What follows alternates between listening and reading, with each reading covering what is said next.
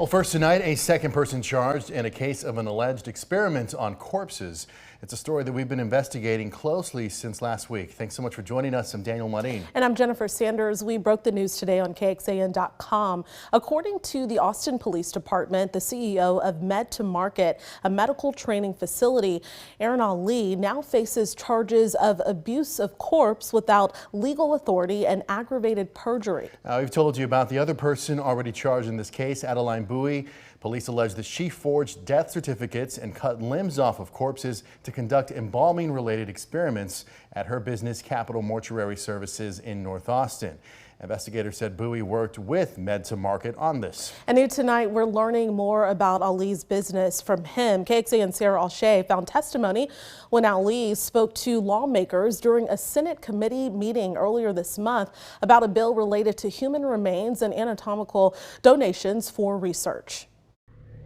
My name is Dr. Aaron Ali. I'm testifying on Senate Bill 2721. For about 6 minutes. I'm a Texas physician, a U.S. Army veteran, and the CEO of MedtoMarket, a bioskills lab or anatomical facility. MedtoMarket CEO Aaron Ali spoke in front of the Texas Senate Committee on Health and Human Services earlier this month. MedtoMarket is a state-approved anatomical facility right here in Austin, Texas, and is one of the largest bioskills facilities in the country. We work closely with physicians, first responders, military personnel, FBI, and other healthcare providers to offer essential cadaver-based training labs from tissue from accredited will programs and NATOs. He testified on Senate Bill 2721, also known as the Human Dignity Act. It focuses on regulating the treatment of human remains and anatomical donations for educational and research purposes. It institutes inspections. It demands transparency and accountability. It would set new standards for body acquisition facilities, create a criminal offense for violating the regulations, and establish a secure electronic database to track bodies and parts under the Texas Funeral Service Commission. One of our primary concerns is the absence of healthcare professionals on the commission. During Ali's testimony, KXAN learned more about what he says happens inside MedtoMarket. Then you go to a lecture room where you get lectured by physicians on the procedures you're going to be working on. Once they've been trained in the didactic room, they change into scrubs, go through locked doors, locked sliding glass doors, to a real OR facility that has non-porous floors with cadavers that are from authorized facilities and donors. We check all of this, period. When asked about their intake of bodies, Ali claimed to only accept, quote, authorized, consented individuals. They have true authorization paperwork for their donation.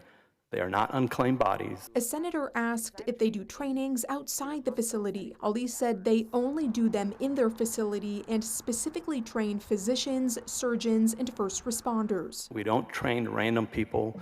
We don't have random people come into our facility. This comes nearly 2 weeks before law enforcement charged Ali with abuse of corpse without legal authority and aggravated perjury. According to an arrest affidavit, Ali allegedly worked with Adeline Bowie. Bowie, the owner of Capital Mortuary Services, is accused of forging death certificates and running experiments on severed limbs. Investigators said Bowie worked with MedtoMarket on the experiments. According to Bowie's arrest affidavit, it involved her injecting formaldehyde into arms to see the effect it had over time on severed extremities. She guessed around 15 bodies were mutilated and subject to experimentation with the permission of MedtoMarket and was updating the company on the outcomes. Ali's attorney called the charges completely unfounded, writing in part, quote, contrary to some of the information provided to law enforcement, all of the activities by Dr. Ali and the companies he works with were fully authorized by law. He went on to say, we believe that these meritless charges should be resolved in the near future. And as a donor myself,